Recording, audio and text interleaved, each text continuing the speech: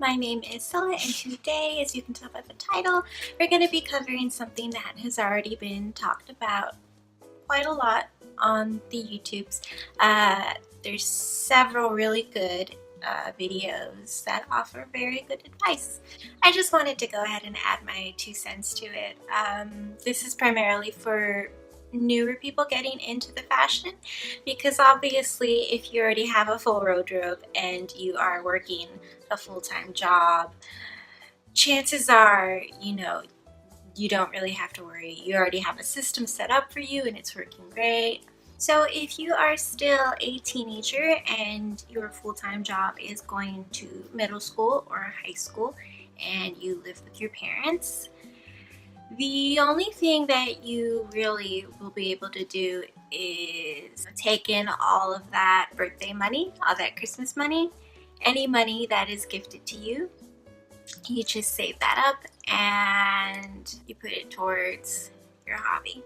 The hardest thing about getting into Lolita is that there's this rush. You see the dresses, you fall in love, and you immediately want everything. You just want it immediately now in this very moment.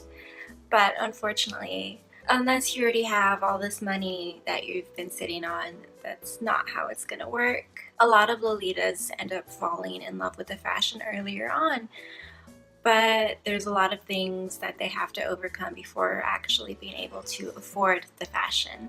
And I think this is okay. Lolita will always be around. There's no rush to jump head first and put all of your money into this single thing. So if you aren't able to get all these dresses at first, don't worry, because I promise you the dresses will still be around. You can always get them later on. And over the years, if you're still in love with the fashion, you might have a better idea of what it is that you'll actually feel more comfortable wearing or not. So I think that it's always good to wait. So let's say that you are now out of high school, and this is where things get harder. Every situation will be different for every person, because are they going to college? Are they paying for that college on their own? Are they still living at home with their parents? And if they are, do they have to pay rent to their parents, a partial rent to their parents? Are they now paying for their own phone? Do they have to get their own car? Everyone is different. So in this case, you're just gonna have to find your own budget and find what works for you. Now at this point, you may still be getting birthday money and stuff like that, but really, ultimately, the only way that you're going to be able to afford the fashion at this point is if you have an incoming source of income. It has to be a constant, it's coming in, you have to be jobbed.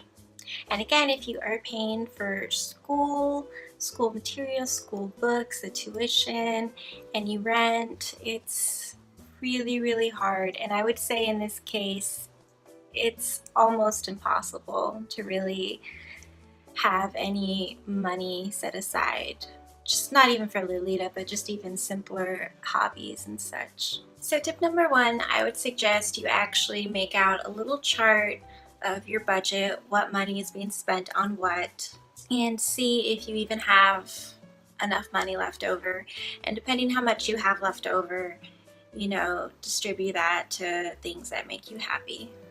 Tip number 2 is I would highly suggest abstaining from buying anything in the fashion until you have any major debts paid off. Debt should always come first, I think. Again, Lolita will always be around, at least for the foreseeable future. So if you can take care of that debt, if it's small enough, then definitely handle that first. So let's say that you surprisingly have a large chunk of money set aside and you can spend it as you please. If you're first starting out in the fashion, more than likely you're going to want to put most of that money towards building up your wardrobe. Obviously, the faster you want to build your wardrobe, the more that you're going to have to cut other things out. If you're into anime or collecting figurines or video games, if you really like attending cons and stuff, you're definitely going to have to balance some things out, reevaluate what do you want more in this time. When you start buying the clothes, you may notice that you feel this sudden rush of happiness. I'm not saying that everyone is going to get shopping addiction, but for some people, they are more susceptible to getting a lot of happiness from simply shopping rather than shopping for things that are functional to their everyday life. So definitely, if you can afford the stuff, I would suggest making sure that don't get it just because you really love it. Get it because you can actually see yourself wearing it. It's not something that you think will just sit in your closet. Lace Market is a really great place because you can get so many things for cheap, and I feel like it's really just the best place for any Lolita to start out. Like, there's no need, unless you have that much money, to start buying everything only brand new with the tags. That will come later on when you are fully adulting and you can afford that. I would also suggest learning how to craft your own accessories and how to go hunting for thrifted clothes. Figure out, can you make this item work for Lolita? So always be on the lookout for basic retail clothes also, in addition to thrifted stuff. Is this item Loliable?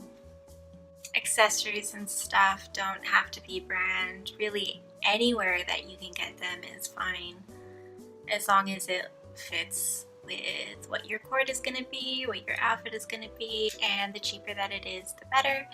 Obviously, unless you're looking for high quality. I don't normally go for that high quality stuff because if it breaks, I can just fix it. Now, if you're not happy with the amount of money that you have left over from your budget, in that case, you're going to want to start looking for ways to save beyond that.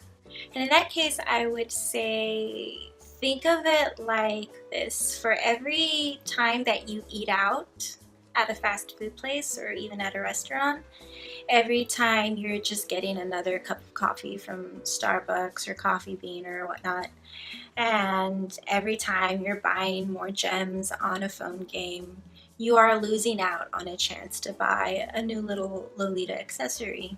Like that Egg McMuffin is really good, but that could have been spent on a beret. Or those 3 lattes that you've been getting every week that could pay for a head bow. I don't suggest you stop completely going out and getting these little things, but it definitely helps, especially if you have a habit of doing it a lot. Maybe you don't realize that you're doing it as often as you are, in which case I think cutting down would be very resourceful, not even for Lolita. It could help you save up for a bunch of other things. If you pay for a lot of things in cash, I would suggest saving all the coins that you have and putting them in a cute little, I have a little cupcake piggy bank like thing that I keep all the big quarters in and stuff like that. I save pennies and everything else too, but I keep them in a uglier little jar that's not shown.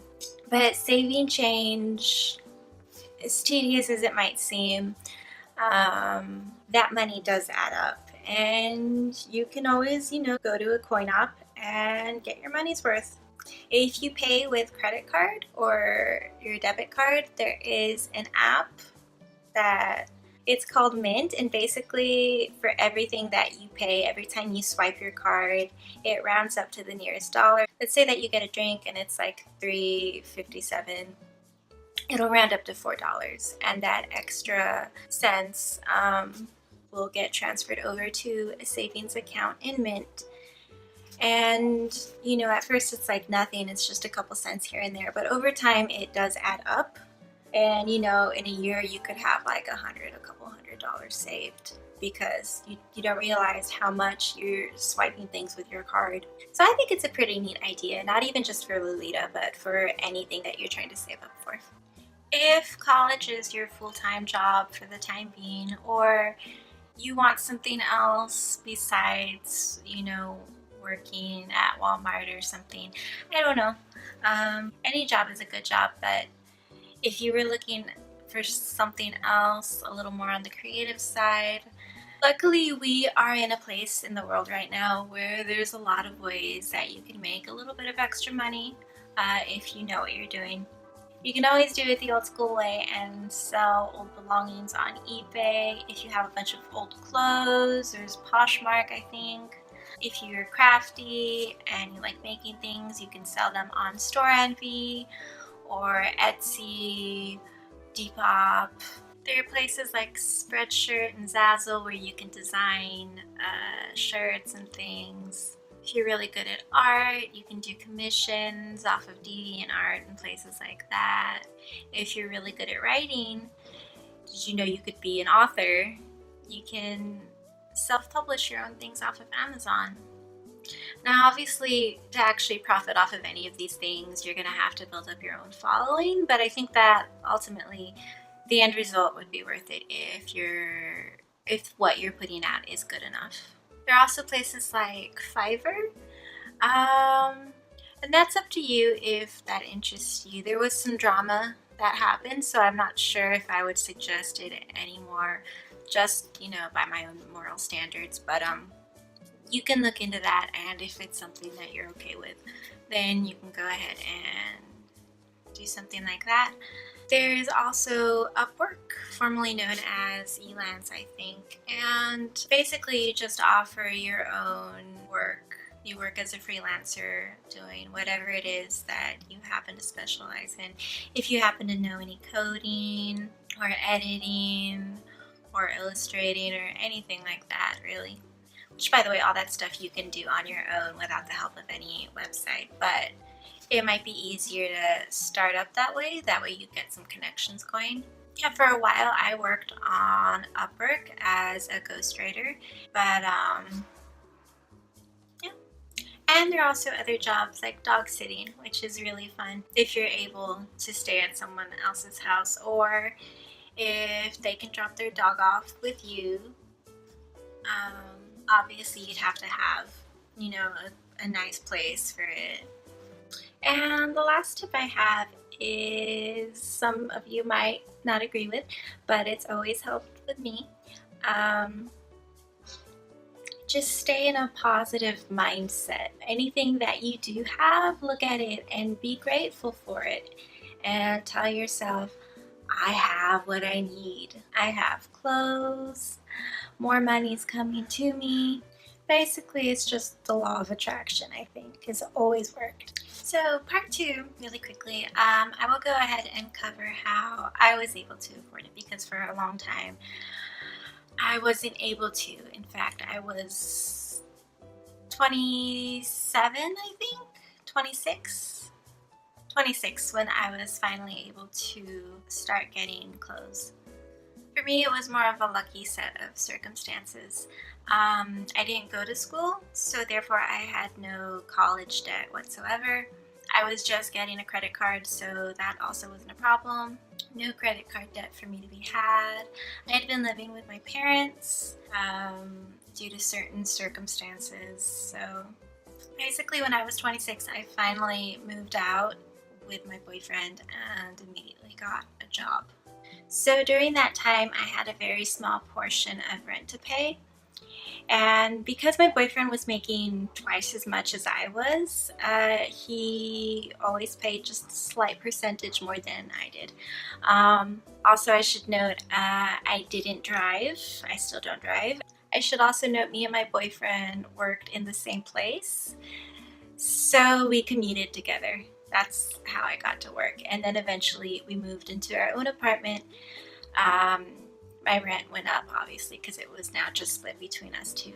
But I was within walking distance to work now, so transportation wasn't ever a problem for me. Now, the minimum wage in California is a little bit higher than in other states. During the time that I was able to afford the clothes, I was working as a receptionist and also as an HR administrator. So I was actually really underpaid, but I was still making enough. And because I didn't have to pay for things like cars, payments, and stuff like that, I don't drink or anything, I don't smoke. So I was able to set aside a lot of money. Everything in my closet I paid for on my own. I'm actually very proud of that. Not that I don't think that, gifts from people close to you It's not bad, it's definitely great. But considering that for so long I wasn't able to buy anything, now that I can say that I can afford it now, all this stuff I did on my own, I earned it on my own, it's just it's very fulfilling, and yeah, I can't help but be proud of that fact. So yeah, that's all for now. Hopefully this could help one or two people out there. If not, then it's okay. I still had fun doing this. And yeah, I'll see you next time. Bye.